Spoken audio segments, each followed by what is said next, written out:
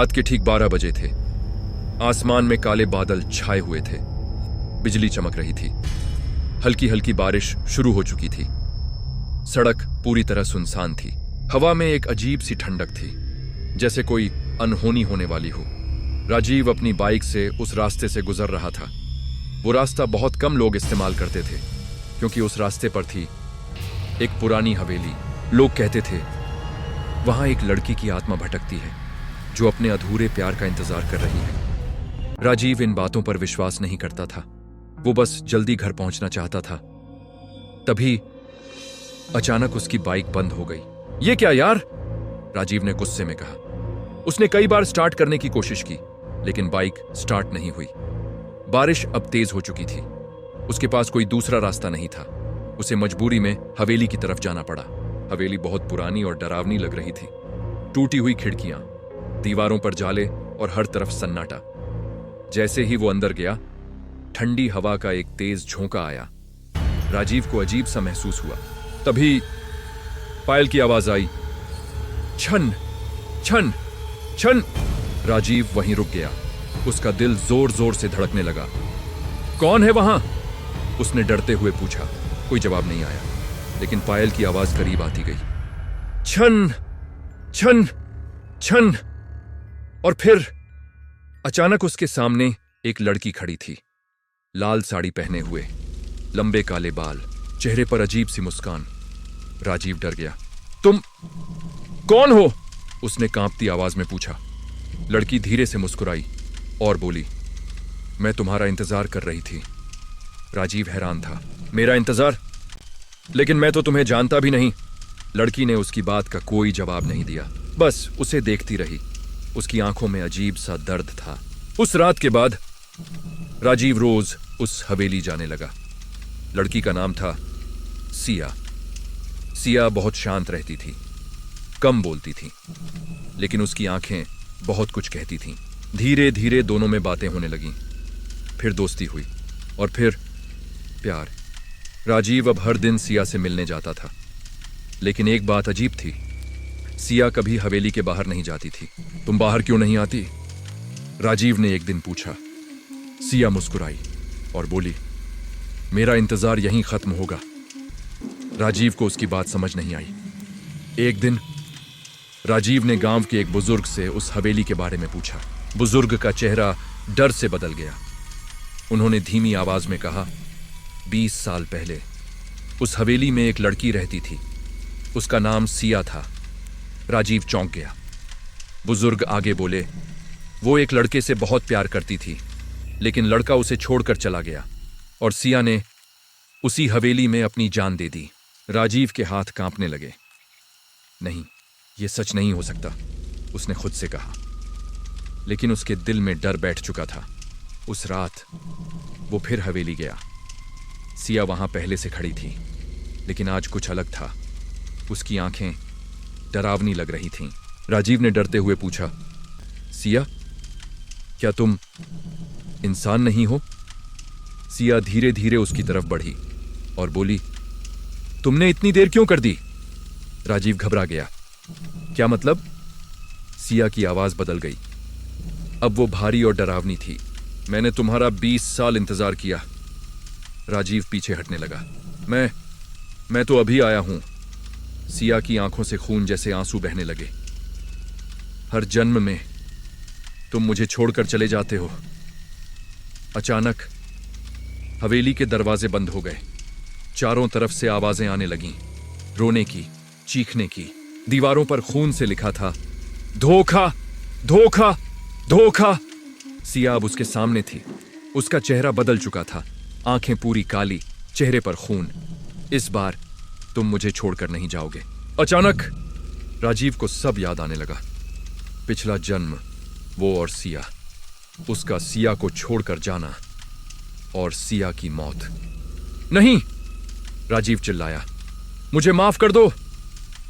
लेकिन अब बहुत देर हो चुकी थी। सिया ने उसका हाथ पकड़ लिया। उसका हाथ बर्फ जैसा ठंडा था। अब तुम हमेशा मेरे साथ रहोगे। राजीव भागने की कोशिश करता है, लेकिन दरवाजे नहीं खुलते। सिया उसके करीब आती है और उसके कान में फुसफुसाती है, इस बार मैं तुम्हें नहीं जाने दूंगी। अगली सुबह गांव वालों ने हवेली के अंदर एक लाश देखी। वो राजीव की लाश थी। उसके चेहरे पर डर जमे हुआ था और दीवार पर खून से लिखा था, अब मेरा इंतजार खत्म हुआ। लेकिन कुछ दिन बाद एक और लड़का उसी रास्ते से गुजर रहा था और उसकी बाइक भी वहीं बंद हो गई। हवेली के अंदर से फिर वही आवाज आई, छन छन छन, और एक धीमी आवाज, मैं तुम्हारा इंतजार कर रही थी। वो लड़का वहीं रुक गया। उसका नाम था अमन। उसने पीछे मुड़कर देखा, लेकिन वहां कोई नहीं था। हवा अचानक ठंडी हो गई। उसकी सांसें तेज हो गईं। कौन है? अमन ने डरते हुए पूछा। कोई जवाब नहीं आया, लेकिन पायल की आवाज फिर सुनाई दी, छन छन छन। इस बार आवाज बिल्कुल उसके पीछे से आई। अमन ने धीरे धीरे पीछे मुड़कर देखा और उसका दिल एक पल के लिए रुक गया। वही लड़की, लाल साड़ी में, लंबे काले बाल और वही डरावनी मुस्कान। तुम कौन हो? अमन की आवाज कांप रही थी। लड़की मुस्कुराई। तुम फिर आ गए? अमन हैरान हो गया। फिर? मैं तो पहली बार आया हूं। लड़की की आंखें अचानक गहरी हो गईं। हर बार यही कहते हो? अमन का गला सूख गया। मुझे जाने दो। लड़की धीरे धीरे उसके करीब आई। जाने के लिए नहीं, तुम यहां लौट कर आए हो। अचानक अमन की बाइक अपने आप स्टार्ट हो गई। उसने राहत की सांस ली। मैं जा रहा हूं। वो जल्दी से बाइक पर बैठा और वहां से भाग गया। लेकिन जब वो घर पहुंचा तो उसे कुछ अजीब लगा। उसके कपड़े गीले नहीं थे, जबकि वहां तेज बारिश हो रही थी। यह कैसे हो सकता है? उसने आईने में खुद को देखा और अचानक आईने में उसके पीछे वही लड़की खड़ी थी। अमन डर के मारे पीछे मुड़ा, लेकिन वहां कोई नहीं था। उसकी सांसें तेज हो गईं। यह सपना है, यह सपना है, उसने खुद को समझाया। लेकिन तभी उसके कमरे में पायल की आवाज गूंजी, छन छन छन। अमन धीरे धीरे पीछे हटने लगा। नहीं, तुम यहां कैसे आ सकती हो? अचानक कमरे का दरवाजा अपने आप बंद हो गया। खिड़कियां जोर जोर से हिलने लगीं, लाइट्स झपकने लगीं और फिर अंधेरा। पूरे कमरे में सन्नाटा छा गया। सिर्फ एक आवाज, अब तुम भाग नहीं सकते। अमन ने डरते हुए पूछा, तुम चाहती क्या हो? अंधेरे में से आवाज आई, तुम्हें याद दिलाना। क्या? अचानक अमन के दिमाग में तेज दर्द शुरू हुआ। उसकी आंखों के सामने तस्वीरें घूमने लगीं।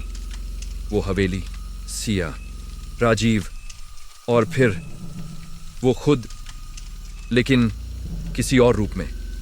नहीं, ये मैं नहीं हूं। आवाज आई, तुम ही हो। अमन जमीन पर गिर गया। उसकी आंखों के सामने सच्चाई थी। हर बार वो अलग नाम से जन्म लेता था, लेकिन हर जन्म में वही साया उसका पीछा करता था। वो सिया को छोड़कर चला जाता था और सिया हर बार उसी हवेली में मर जाती थी। नहीं! अमन चिल्लाया, मैं ऐसा नहीं हूं। अचानक उसके सामने सिया प्रकट हुई। इस बार उसका रूप और भी भयानक था। चेहरा जला हुआ, आंखों से खून, हाथ टूटे हुए। अब भी झूठ बोलोगे? अमन रोने लगा। मुझे माफ कर दो।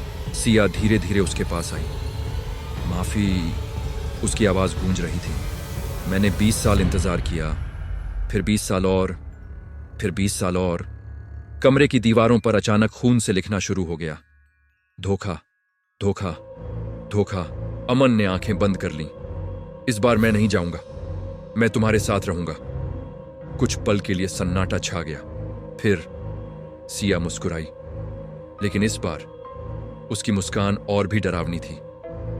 अब कहां था ना, तुम कभी नहीं जाओगे। अचानक कमरे की दीवारें गायब हो गईं और अमन खुद को उसी हवेली के अंदर पाया। चारों तरफ अंधेरा, टूटी हुई दीवारें और बीच में एक पुराना कमरा जहां 2 लाशें पड़ी थीं। एक राजीव की और दूसरी अब अमन की। अमन कांपने लगा। तो मैं पहले ही मर चुका हूं। सिया उसके पीछे खड़ी थी। तुम कभी गए ही नहीं। अमन धीरे धीरे पीछे मुड़ा। सिया ने उसका हाथ पकड़ लिया।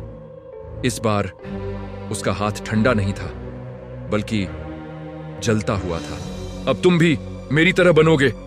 अमन चीखा लेकिन आवाज बाहर नहीं गई और फिर उसकी चीख धीरे धीरे बंद हो गई। कुछ दिन बाद गांव वालों ने देखा, अब हवेली में सिर्फ एक नहीं, 2 परछाइयां घूमती हैं। रात के अंधेरे में कभी पायल की आवाज आती है तो कभी किसी लड़के की दर्द भरी चीख, और अगर कोई वहां से गुजर जाए तो उसे 2 आवाजें सुनाई देती हैं। मैं तुम्हारा इंतजार कर रही थी और मुझे जाने दो।